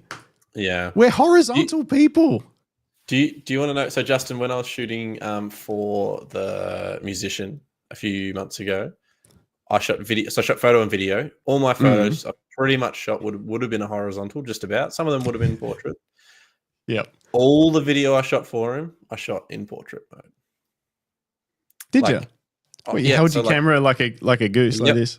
Yep, and looked like that because the only place he's going to use that content is on Instagram and Facebook. Well, and he's going to regret it. He's going to regret it when he gets famous and Netflix are like, hey, have you got any archival footage we can cut into this documentary about you? And then you got to do that stupid thing where you blur it out to the edges to try and fill up the screen. I can't stand that. When you they do see? that.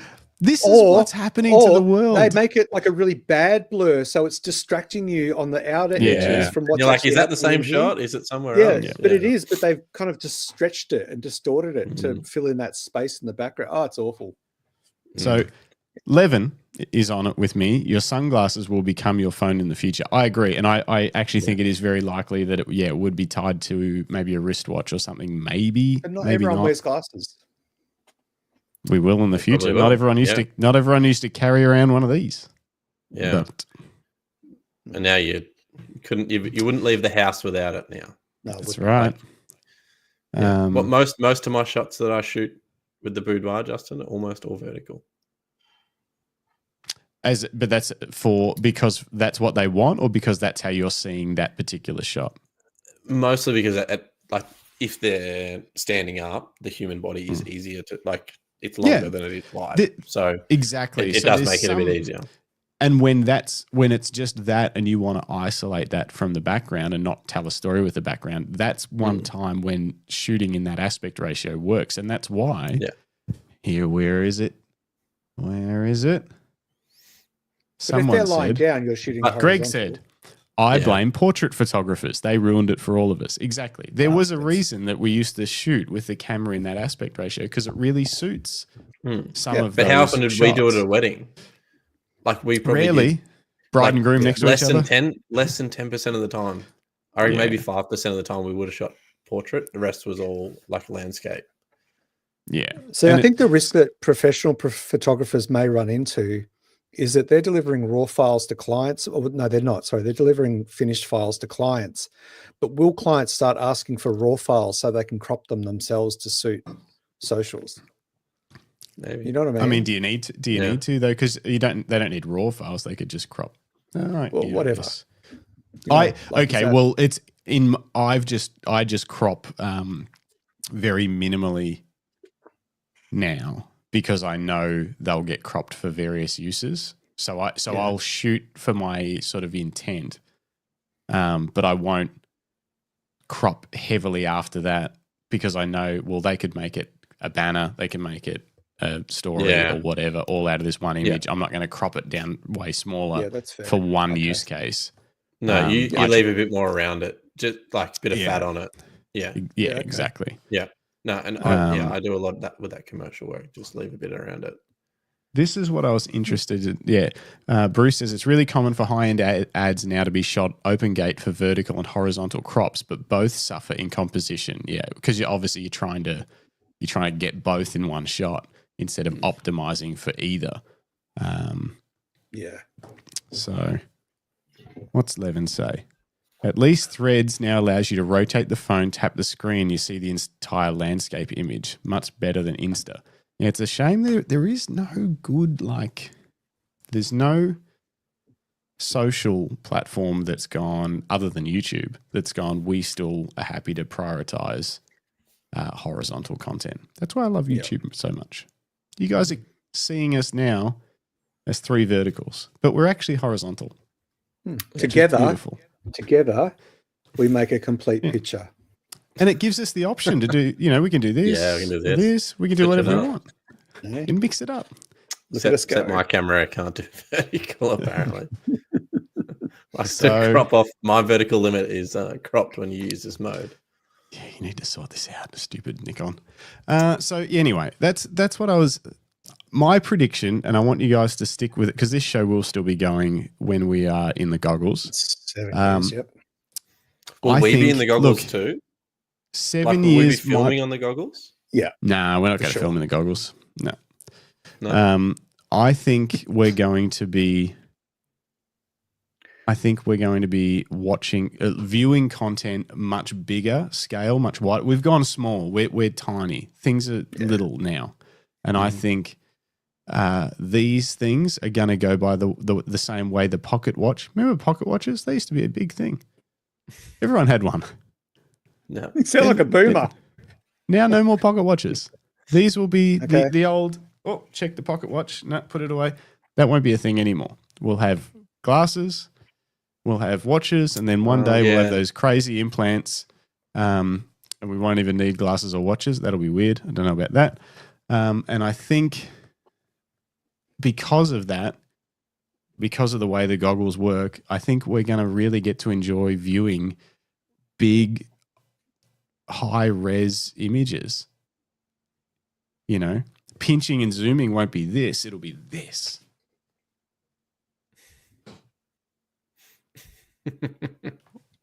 Not buying it. I don't know.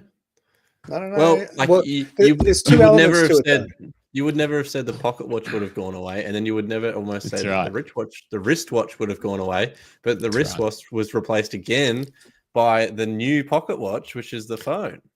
And I think the key is them getting to that point where you don't feel isolated in the goggles. Because at the moment you put the goggles on, you feel very isolated. You feel vulnerable. You don't feel connected with society. You feel like you're in your own, which is cool for some use cases, but ultimately you kind of feel shut off.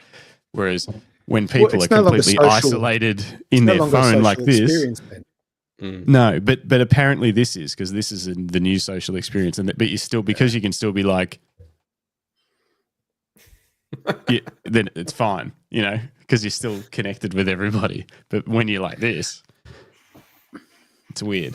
I still think 2 things. One is that you should stop drinking before the show. But 2 is that but I'll get thirsty. I meant alcohol. I don't see the jump happening from phones to goggles. I don't see that transition really taking off. You reckon I'm too whatever, or you reckon I'm too early? I don't think it'll ever take off. I think goggles will come and go. I don't think they're the future. They'll be more like glasses, but they'll be pretty big glasses. Is what I mean. You'll be able to see through them. They've been working on prototypes for that sort of internet glasses with cameras and connectivity and all that sort of stuff for over 10 years. And it just isn't. The biggest companies on the planet have been working on it for 10 years. It's coming. And it's still nowhere. It's coming. Should we make a bet? No. 7 years, you'll be wearing those glasses. I bet you. 7 there'll years. There'll be a Nintendo Switch set of glasses, and you'll be like, "Oh, that I would buy." Yeah, that I would buy. I got them. I got them, and I really like them. Oh, did you buy a Switch? The Switch 2. It's on its. It comes out in almost a month. Less than a month. Did you say you bought it, Jackson, or bought? No. Oh. Greg's got a Switch 2 coming, one, or gonna have one coming. Yep, 5th of June. I'll wait for the goggles. I was going to get a Switch 2 because I've never had one, but I reckon the Switch GOG will be better. Anyway, okay, we'll see. So Levin said, when I said your sunglasses will be your phone, I meant like a heads-up display where you see both the real world and the video call at the same time. That's That is definitely where it's heading. I agree. That's what I think. These sorts of glasses, but not goggles, not the whole VR experience, more just an info display. There'll be both, I reckon. There'll be both, but people won't be walking around on the street with the big goggles. They'll be walking around on the street with glasses. But I think big goggles will find, not as big as they are now, they'll probably get smaller and smaller. But so similar to like, we've got these headphones and some people wear these and other people wear earbuds. There will be a range of different capabilities because you can only make some things so small. So some people will prefer the capabilities. Maybe it'll be fashionable to wear the big gogs, you know, and then other people just want nice, light, normal little gogs. Anyway, I'm putting my flag in the ground, and that's what I'm saying. 7 years. You heard it here first. We'll see. Yeah. Anyway, the point of this was let's not focus too hard on vertical. Let's not let it dictate what we're creating so much because currently every social media app is optimized for vertical and it's killing me. Yeah. I'm glad that YouTube is sticking to the horizontal. Yeah. Indeed. Yep. Same with Netflix. They don't really have a choice. Well, imagine if they started making laptops with vertical screens. So instead of like clamming it that way, you kind of clam it that way. Clam it the other way. Yeah. Is next week about Square? Well, look, Square would be a compromise. I could talk Square. Yeah. 1 to 1. I would like rather Square than vertical. Yeah, it can be fun. Yeah, it is fun. Like old school TVs. Greg says the glasses will also replace your camera / video, which, I think maybe for a lot of the average people, I reckon. Just like the phone replaced your digital point and shoot or entry level DSLR for a lot of people. People might be happy just to kind of get clips of what they see from their eye point of view, just press record and just get what they get. Do you think at some point that glasses will be like, dash cams in cars? That's what I was going to say. Will glasses become like a permanent recording? So when you put them on and you go out of your house, you're like recording from the moment you leave to the moment you get home. There's been speculation about that, and that it could then give you kind of, a digestible edit of your day and that sort of thing, which is definitely with the way AI editing is coming. That sort of stuff could definitely become a thing.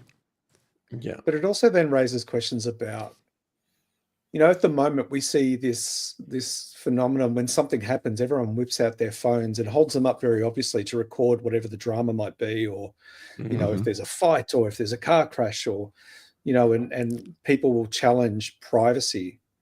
You don't have a right to photograph me, or and we get that as street photographers. But when everyone is wearing glasses and everyone knows everyone's wearing glasses, how does that change societal behavior? Because everyone feels like they're literally being watched all the time. It opens a whole different can of worms. Yeah, I don't like that. No. You didn't. So you didn't think that through, did you? Oh no, the goggles are coming. We love them. But no, you didn't think about the fact that everything you do is going to be filmed. I don't mind if everything I do is filmed. I'm great. But the idea that the whole I'm a good person. Yeah, film it all. But yeah, it would certainly change the dynamic of things if everyone, but everyone's kind of recording all the time now. Yeah, or they could be, but it's more obvious sort of thing, or you feel like you would know, even though half the time we probably don't know. You know what? Whereas this time, but it would just change the dynamic in some way, though. Because instead of holding up a device, obviously like this, everyone just stands and stares blankly. And starts narrating what's going on. Like it almost forms a disconnect between reality. Rick and Bruce all of a sudden everyone's a onto movie producer. Rick and Bruce are onto it that it's like sort of like CCTV, but if if someone's got access to all of that, that's concerning. Yeah. There's a Black Mirror episode about it. You see? Yeah. I'll have to check it out. Will it freak me out? Will I be able to get to bed? Yeah, no, you'll be fine. It's not one of the scary ones. It's just weird. All right. All right. I think on that note, we're going to have to call Vertical Limit. Is it checked? I don't know. What? Does it check anything? No, like, are we checked? Is it crossed? Not bringing it back. No, I couldn't be bothered making a final banner where they're all crossed off. So that's just how it goes. Oh, I mean, like, as in we don't have to bring it back up next week. Yeah, Vertical limit. Yeah, we don't know. 7 years. We'll give it a few. We're months. not talking about it for 7 more years. No, okay. Right. So my final point on it is I'm going to a photography festival in Sydney. I think it's actually not really a photography festival. It's a creator festival, and this is the second of the type that I've seen like it. This one's called Frame Fest, but it's actually spelt From Fest. They got rid of some of the vowels. The vowels. Wandered. yeah, exactly. Runded.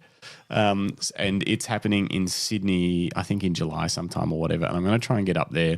I was talking to the Canon people about it, and they're going to try and get me a ticket. And I'm going to wander around, but it's very heavily about creators and influencers and vertical content and stuff like that. And I'm interested to see where it's heading, and I might even do a run around with my little mic vlog video and ask a heap of these young creators where they think the content's heading, because that's a great idea. Because they're definitely very much in the current. It is all about vertical, and it currently is all about vertical. Like if you want to succeed right now, you've got to be optimized for that. Well, that's the thing, isn't it? Because vertical captures the whole frame, the whole screen. But it doesn't capture the whole world. It doesn't, but you're trying to get someone's attention very quickly. That's right. Yeah. Then vertical is the way to do it because you've got more real estate. But my question for you then, Justin, is will you be filming in vertical? Horizontal. 100% horizontal. I'll crop it later if I have to make a reel or something. I can't film in vertical. Are you crazy? Yeah. It's so weird. Yes. Let's jump to some last comments and then we'll call it a day. That's correct. Yeah. But I don't forget, Bruce, vertical does fit a human body, and that is probably the only, that's why it's portraits. That's the only time that it's like people used to choose that. That's, but mostly not ideal. See you, Greg Carrick. Catch you. See you, Greg. Have a good show tonight. Greg's got his radio show. Oh, yeah. Well, cool. Is that us done? Yeah, I think it is us done. Yeah. On that note, we're going to wrap it up, everybody. If you're watching or listening along, this has been the Camera Life podcast, the Random Photography Show, proudly brought to you by Lucky Straps, maker of fine leather camera straps from Bendigo, Victoria, handmade from our hands to yours. We're going to call it a night. It is late. These shows usually go for an hour, but not tonight. I've got one more thing, Greg. If you want to get a discount on a handmade Lucky camera strap, use code Jim. And do not use code Justin or code Greg. They do not work. Yeah, probably. Scan the QR code next to Jim's head. That's the one that you want. The one near Jim's head. Yeah, look, he's holding it up. He's where he's waving. Scan that. That'll get you a nice discount. Code Jim. But look, guys, thanks for watching. Thanks for listening. And make sure you like and subscribe. Tickle the bell. Thanks, Bruce. Thanks Bruce. Rick. Thanks, Philip. Thanks, mate. I lost Greg. Philip. There he is. Philip. Thanks, Levin. Thanks for coming on. Hope those workshops fill up quickly. If not, I might jump on that Lake Tyrrell one because that actually looks very cool. And thanks everyone else that was in the chat, of Paul and everybody. You're all legends. And we'll see you on Thursday morning, 9 a.m. Australian Eastern Standard Time. Who we got on Thursday? Is it Lucinda? Who knows? I'm looking it up. We probably should plug I'm that. supposed to know. Am I supposed to know? You're the guy. I forget. You're the booking guy of all right. The other podcast. No, it's not Lucinda. It's Andrew Ravenko, Backyard Space Travel. Yeah, he's a fine art photographer. Did an amazing body of work during lockdowns. And we're going to cover that on Thursday morning. So make sure you tune in for that one. Cool. on the Camera Life podcast. Thanks, Ian. Thanks, Thanks, Brett. Yeah, see you, Brett. All right. All right. Toodles. Let's play us out. See you guys. See you, Thank everybody. you. Have a good week.